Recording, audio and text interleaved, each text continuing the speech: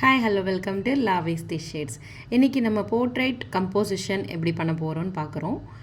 And நம்மளோட learn with Lavi art டியூட்டோரியல்ஸில் இதில் வந்து one of my favourite person அவங்கள தான் வந்து நான் இன்றைக்கி எப்படி வந்து உங்களுக்கு வந்து போர்ட்ரைட் கம்போசிஷன் எப்படி பண்ணணும் அப்படின்றது சொல்லி கொடுக்க போகிறேன்.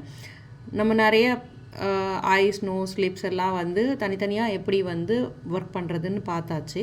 ஸோ இப்போ டோட்டல் ஃபேஸ் கம்போசிஷன் எப்படி பண்ணுறது அப்படின்றது சொல்லி கொடுக்க போகிறேன்.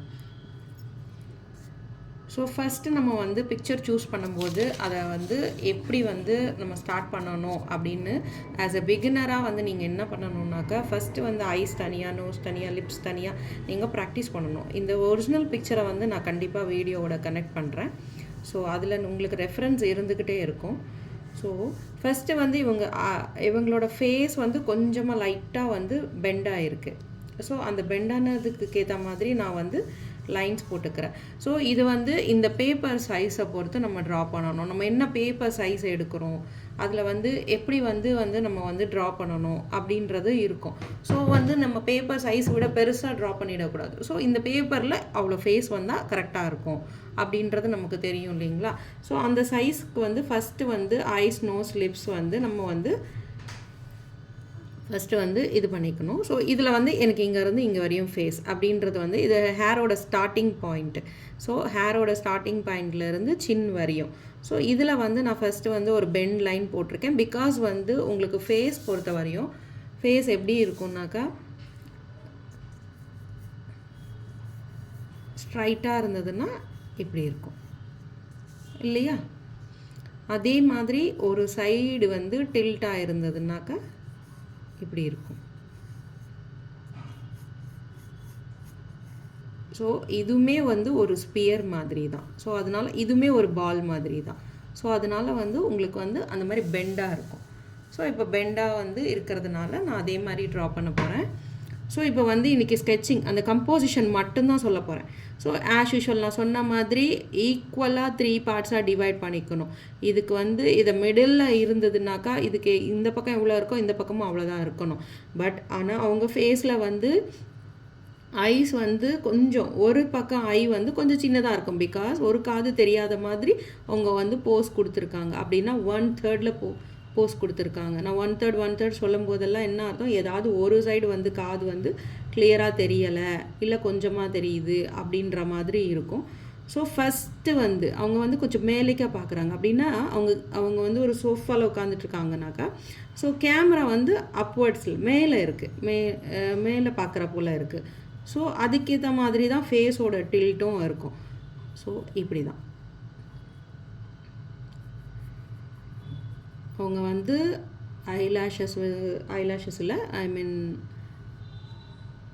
ஐ லைனர் வச்சுருக்காங்க. ஸோ அதுவுமே வந்து நான் வந்து மார்க் பண்ணிக்கிறேன். பிகாஸ் நம்ம வந்து ஷேடிங் பண்ணும்போது நமக்கு வந்து டவுட்டே இருக்கக்கூடாது. நம்ம என்ன லைனில் ஷேடிங் பண்ணுறோம், எப்படி ஷேடிங் பண்ணுறோன்ற டவுட்டே வரக்கூடாது.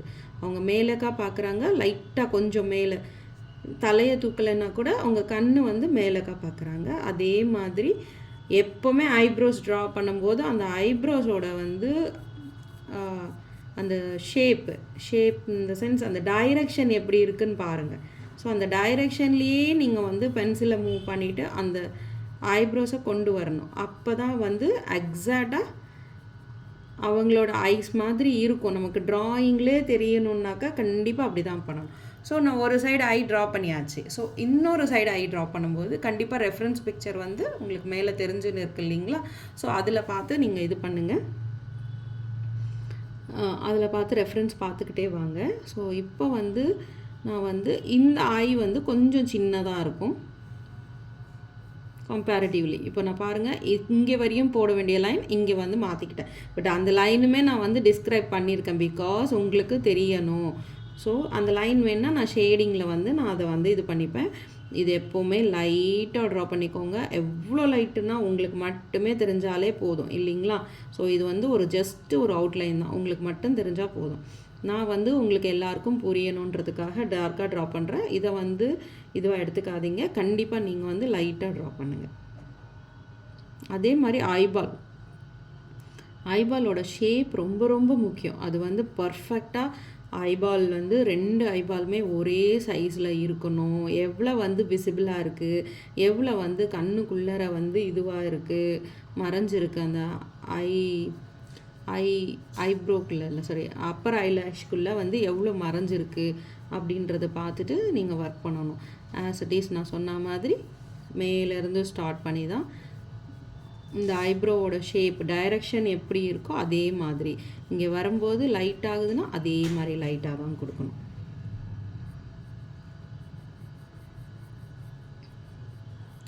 ஸோ இங்கே வந்து நோஸோட ஸ்டார்டிங். ஸோ இந்த நோஸோட ஸ்டார்டிங் பண்ணுறதுக்கு முன்னாடி அண்ட் வந்து நோஸ் நான் வந்து நோஸ் இவ்வளோ தொலைவு இருக்கும் இப்படி இருக்கும் அப்படின்னு. ஸோ பட் வந்து நோஸோட லைன் டிவைடிங் லைன் பார்த்தீங்கன்னா நான் நினச்சேன் சரி இப்படின்னு. பட் எனக்கு இன்னுமே கொஞ்சம் பெண்ட் ஆகிற மாதிரி இருக்குது.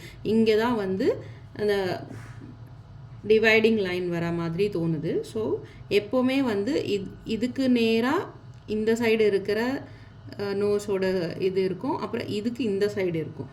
ஸோ அந்த மாதிரி பார்க்கும்போது உங்களுக்கு வந்து ஃபஸ்ட்டு வந்து சம் டிஸ்டன்ஸில் நோஸ் இருக்குதுன்னு தோணுது இல்லைங்களா. ஸோ அந்த டிஸ்டன்ஸ் வந்து கரெக்டாக போட்டுட்டு அதுக்கப்புறம் போத் சைட்ஸ் இருக்கிற அந்த ஓப்பனிங்ஸ் வந்து ஸோ ஃபஸ்ட்டு டிஸ்கிரைப் பண்ணணும். ஸோ அது கொடுத்துட்டதுக்கப்புறம் இதுக்கு நேராக இருக்குங்க. ஸோ பெண்டாக இருக்குது, கொஞ்சம் மேலே அப்படி மேலே தூக்கி பார்க்குற மாதிரி இருக்கிறதுனால இப்படி ஒரு லைன். அதுக்கப்புறம் இந்த சைடு இருக்கிற நாஸ்ட்ரிலோட அந்த ஷேப் வந்து எப்படி இருக்குது அதுவும் இதுக்குள்ளே தான் இருக்கும். ஸோ இப்படி இருக்குது. ஸோ இதை வந்து நம்ம வந்து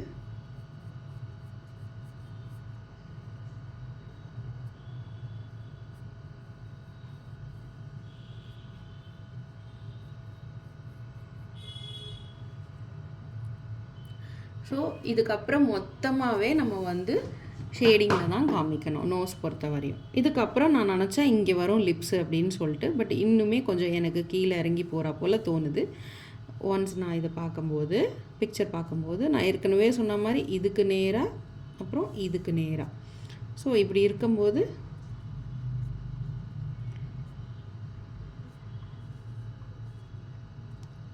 ஸோ இந்த சப்ஜெக்டில் வந்து நான் ஷேடிங் காமிக்க போகிறது இல்லை, ஜஸ்ட்டு வந்து கம்போசிஷன் மட்டும்தான்.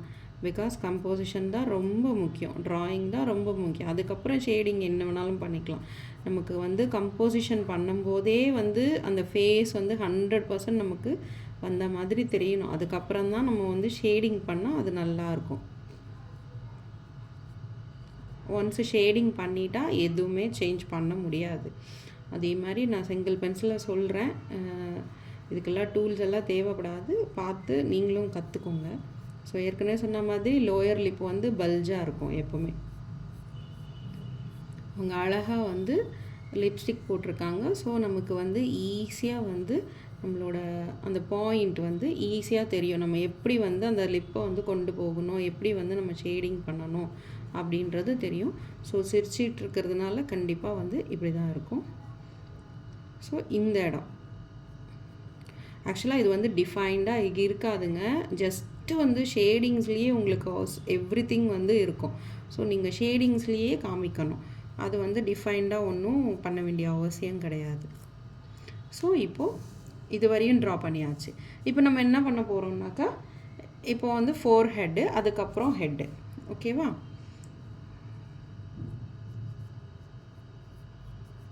ஸோ எனக்கு இந்த ஐப்ரோலேருந்து இவ்வளோ டிஸ்டன்ஸில் இது இருக்குது. அதுக்கப்புறம் வந்து ஹேர் வந்து இந்த மாதிரி இருக்குது.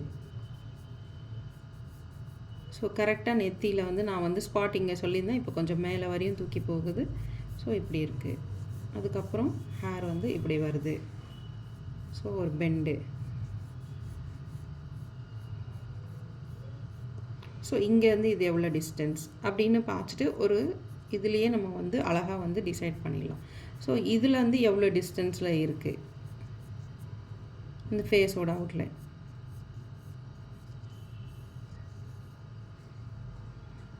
எதுவுமே கனெக்டிவ் லைன்ஸ் கிடையாதுங்க. கனெக்டிவாக வரைஞ்சாலுமே அது வந்து கனெக்டிவ் லைன்ஸ் கிடையாது. ஒரு தனித்தனி பார்ட்டு தான் நம்ம வரைகிறது.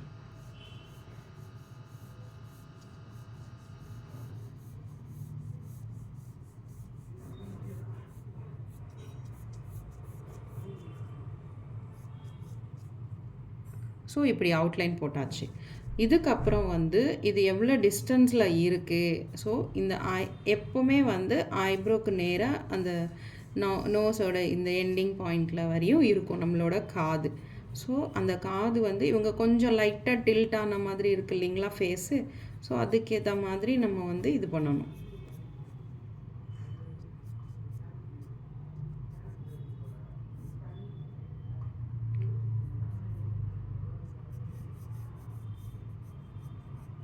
ஸோ இப்போ வந்து இதில் வந்து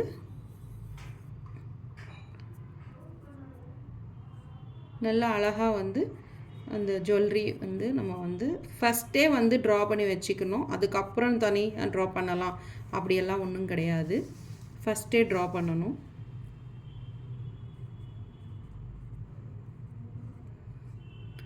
ஃபஸ்ட்டே ட்ரா பண்ணினா தான் நம்மளால் வந்து திருப்பி ஷேடிங் பண்ணும்போது எந்த கன்ஃபியூஷனும் இருக்காது. ஸோ அப்போ கன்ஃபியூஷன் இல்லாமல் இருக்கிறதுக்கு தான் நம்ம வந்து ஃபஸ்ட்டே இது பண்ணிக்கிறோம்.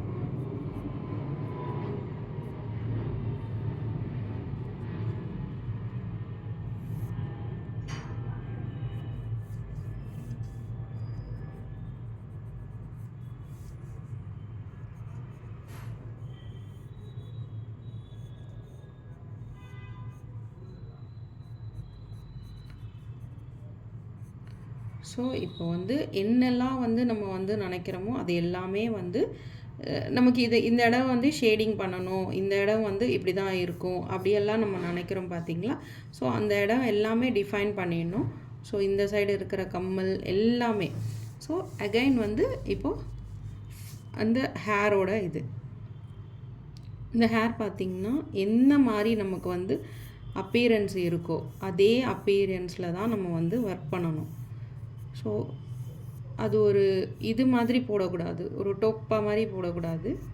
அழகாக வந்து ஸோ அவங்க என்ன மாதிரி தலை வாரியிருக்காங்களோ அதே மாதிரி அதே பார்ட்டிஷன்ஸ் எடுத்த மாதிரியே நம்ம வந்து ஒர்க் பண்ணினோன்னு வச்சுக்கோங்களேன். ஸோ ரொம்ப கரெக்டாக அவங்கள மாதிரியே இருக்கும் நமக்கு. ஹேர் ஸ்டைலுன்றது ரொம்ப ரொம்ப முக்கியம். ஒரு பர்சனோட ஃபேஸ் வந்து இதுவாக தெரியறதுக்கு ஹேர் ஸ்டைலுன்றது ரொம்ப ரொம்ப முக்கியம்.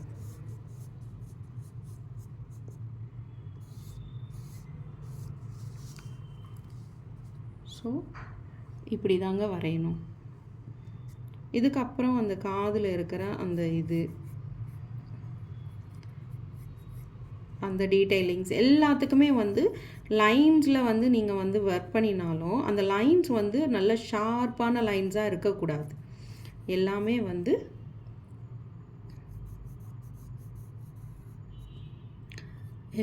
வந்து ஒரு மாதிரி பிளண்டாக அந்த ஷேடிங்கில் வந்து மிக்ஸ் ஆகிற மாதிரி இருக்கணும்.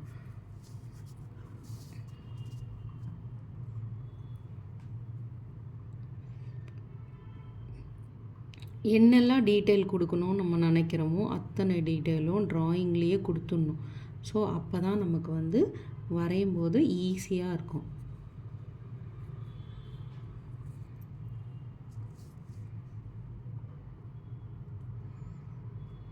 ஹோப்ஃபுல்லி என்னோடய இது உங்களுக்கு பிடிச்சிருக்கும்னு நினைக்கிறேன், ஈஸியாக புரிஞ்சிருக்கும்னு நினைக்கிறேன்.